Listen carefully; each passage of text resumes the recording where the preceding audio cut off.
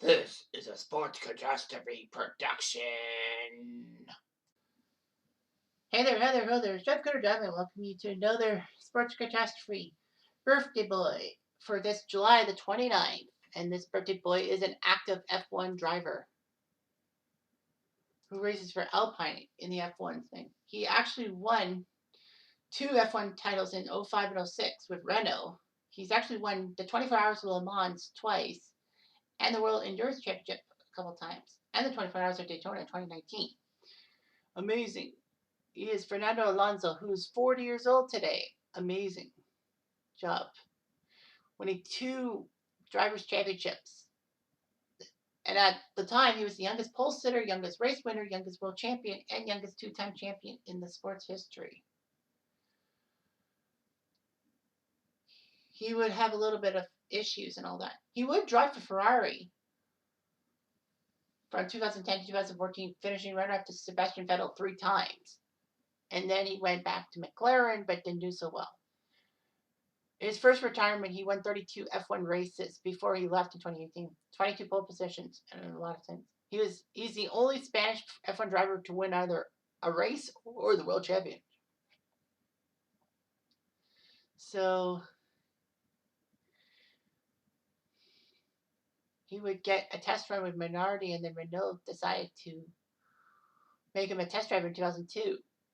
It was promoted to the race team in 2003. He would actually win the pole position at the second race of 2003, the Malaysian Grand Prix.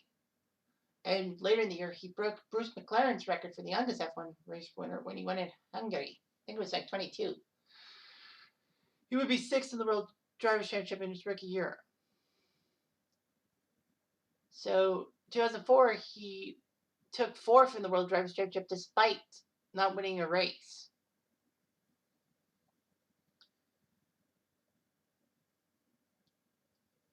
Alonso in 2005, taking advantage of the rule for that season that you can't change tires during a race. Alonso's car was huge for Renault. He would duel with McLaren's Kimi Räikkönen for the world title. Alonso became the youngest world drivers champion, surpassing Emerson Fittipaldi's mark when he took 7 victories for 133 points in the 2005 season. 2006, he signed a contract with Renault, and by winning 6 of the first 9 races, Alonso had a bit of a move.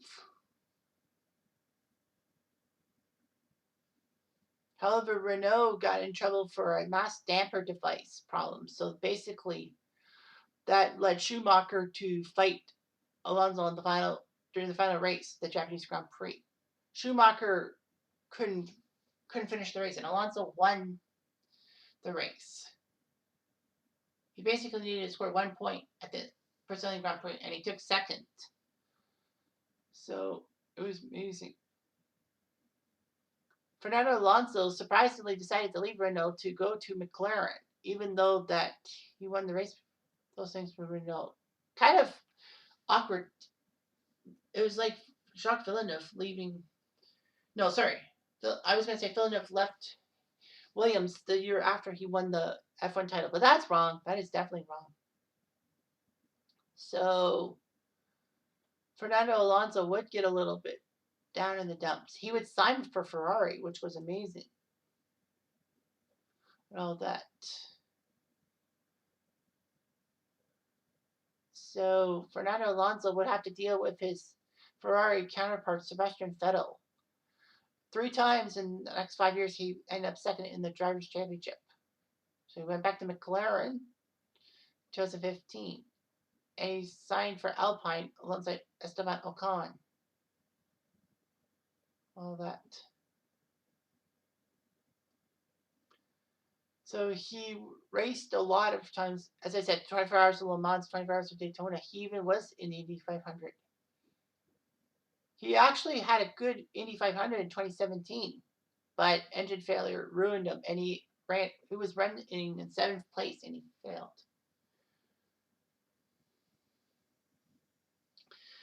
Alonso tried to qualify for the 2019 Indy 500, but failed to qualify because there was an error converting inches to the metric system that caused his car to scrape the tarmac surface on his first lap on track. Kind of gear ratios. Alonso would finish 21st at the 2020 Indy 500. So he had a good driver thing, all that. So not bad in that.